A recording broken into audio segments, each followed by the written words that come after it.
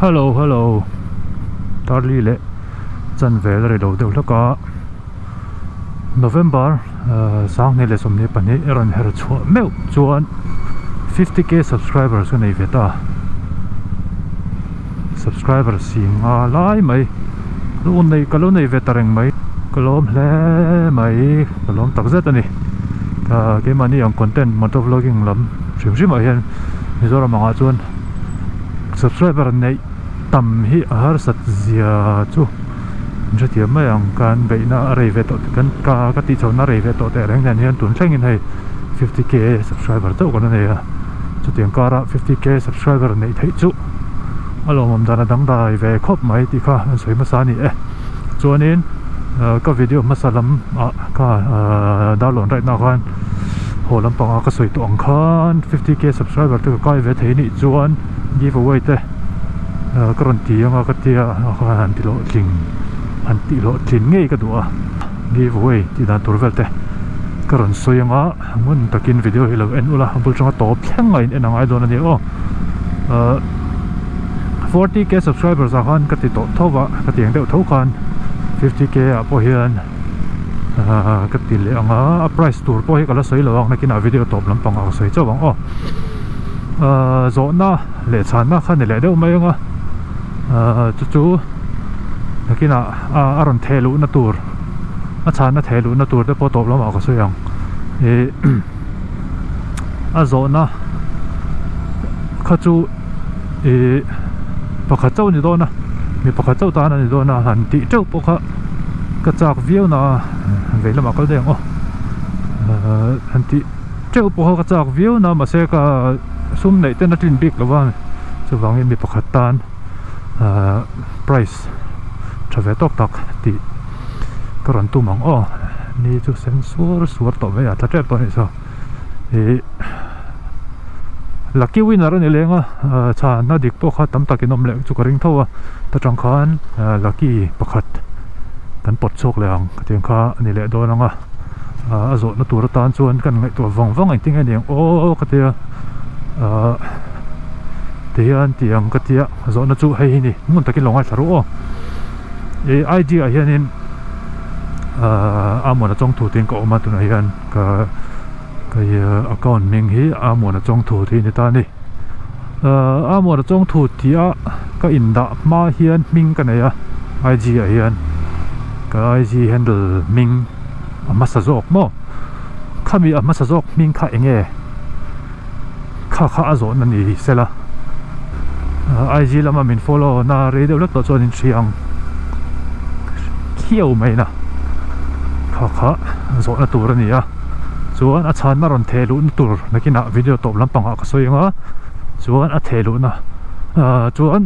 price tur te po video top lampang a ka soyang kha giveaway zo na chu ni phot sela thang e tu na hian ro ka kal dok do na an leng phei lo ko nge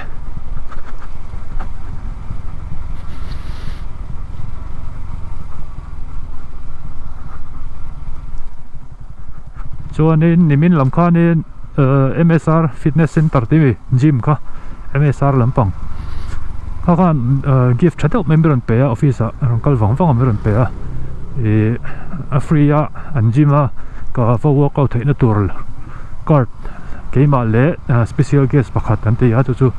thakhat chung validity ni amron pe wang mai ka lom hle mai upper republic lama ani an omna ni masela katan hianin awa la tham de la ka dur tlang le tana om kan ya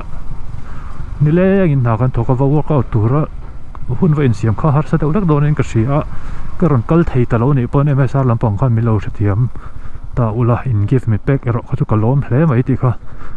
kan ta lang vele ni giveaway po hi fair theyang ber ti chu ka tum na engma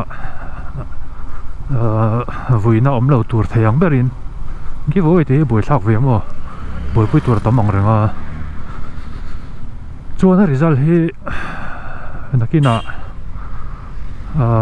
car top Thursday Friday chowa chuan shit man tur angai la thang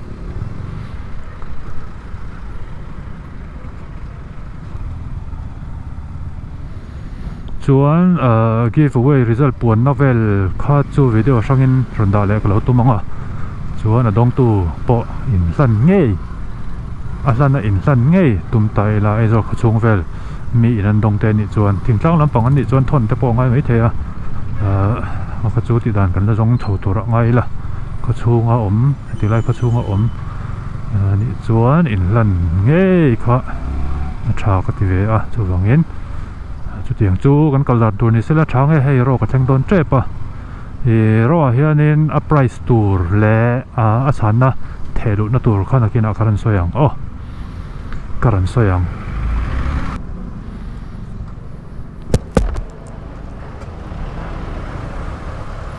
kakut kakena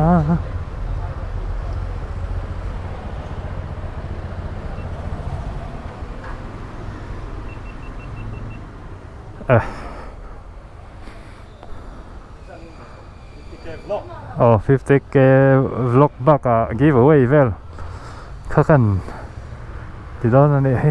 a zo na chu ka soi to price tur ka la soi lo ma a price tur le ti vel kha tuna hian ro kan om me ka hei project te hei zo na te ho chane 50k subscribers kan long don samosa kan don ne 50k chuanin a price tur vel kha han soi lo kila trong hi shet thei mo price tur khanin ka hoodie kha ka siam thar le khami kha ni nga pakhat nai hoodie no pakhat na ti lama price ka pakhat chom do na hoodie yan nga chuan engine ram thor auto works hian hei pujeng za hian engine oil thada ma hei lo tel ve nga tiat chuan hoodie le motul engine oil tinani chu chuanin atong tu khan bike kan nei chuan bike engine oil ani nga chuan scooter ani chuan scooter engine oil ani nga chu atong tu giveaway dong tu khan atong do ani chuanin a chan na kha iron thelu na tu chu ka IG amon atong tu dia khan IG khan iron DM nga kan rang khan kalo filter le nga mo a hun chung he ente kan ti mo publish atanga video publish atanga tar karli chung kalanga chuan khatatang khan chang dik pakhat item enom chuan thum kan bor lenga chu lucky winner ani don tinani chu video publish atanga tar karli chungin IG amon chung thu tia khan niron DM anga channa azona chu ko sevek to kha seven to lo mai la chu kan ti dan tur ni chuan friday vel result pun kan tuma kan tam chuan tilaya ro tho hian press in hlan na te kha nei kan tum do nia chu tuna hian samosa kan nei do na kan hak me hei kan 50k subscribers lom na tur samosa lo chen to samosa ani mai KFC tur toin kan budget in natin chi lo coffee ne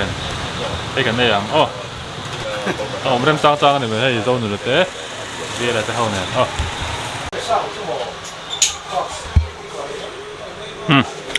tikan voi video chu do tok don to mai la chang he ro ko me ka tu na hian mai helmet tam khop mai helmet dal deu ka soi chiang to ka tang chu mo gi voi ti dan to vel kha a zo na kha chu IG ka username luizok amor chong thu ti ni lo zok kha enge ti ni a chu chan na ron thelu na tur kha kema IG DM in direct message niron message anga a chana ron thelu tang kami chuan kami chan na kha kalo endi ka nga video publish atanga darkar li chung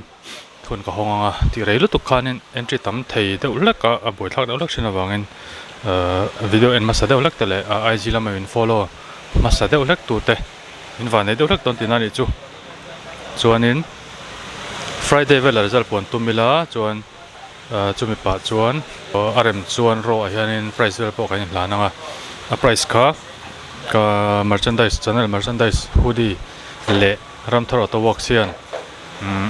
engine oil motul min sponsor ve a kalong khop maya chu ka peanga scooter nei tan scooter oil ani nga bike nei tan bike oil ani ang chen thoka view chung ka sia zanina publish man ka tumanga video hero khona tangte omlo chuan thank you kalom to ke ti khane deuh tak mai bye bye phot ule